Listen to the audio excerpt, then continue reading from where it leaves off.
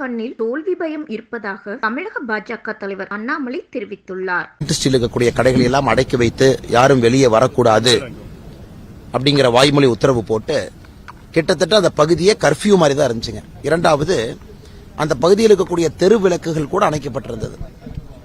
நம்முடைய தேசிய தலைவர் ரொம்ப ஆச்சரியப்பட்டாங்க, தமிழ்நாட்டில் இது நடக்குமா அப்படின்னு ஆச்சரியப்பட்டாங்க. அதே நேரத்தில் இதையெல்லாம் தாண்டி எவ்வளவு மக்கள் வந்திருக்காங்க அப்படின்னு ரொம்ப சந்தோஷப்பட்டாங்க. அதைத்தான் மேடையிலே நம்முடைய தேசிய தலைவர் திரு நட்டா அவர்கள் தன்னுடைய கோபத்தை வெளிப்படுத்தினாங்க. இந்த அளவுக்கு ஜனநாயகத்தினுடைய குரல் வளையை நரிச்சுதான், அதுவும் ஞாயிற்றுக்கிழமை குறிப்பாக கடை வீதியில் இருக்கக்கூடிய கடைகளை அடைத்து தெருவிளக்குகளை அணைத்து இந்த மாதிரி திமுக பிஹேவ் பண்றாங்க அப்படின்னு இது தெரிஞ்ச விஷயம் தான். இந்த யாத்திரையினுடைய முதல் நாளிலிருந்தே அவங்க தெருவிளக்கு அணைக்கிறது சரி, கேஸ் போடுறதும் சரி, யாத்திரை இருக்கவங்களை அரெஸ்ட் பண்றதும் சரி, இது தொடர்ந்து பார்த்து கொண்டிருக்கின்றோம். பட் என்னை பொறுத்தவரை மனதளவில் இதெல்லாம் தாண்டி வர ஆரம்பித்து விட்டோம். இதெல்லாம் தாண்டித்தான் தமிழகத்தில் அரசியல் மாற்றம் நடக்கணும்.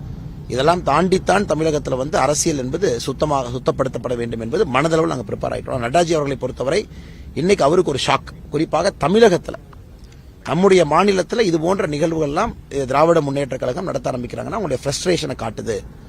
எந்த அளவுக்கு அவர்கள் தோல்வி பயம் திராவிட முன்னேற்ற கழகத்தினுடைய கண்ணில் தெரியுது.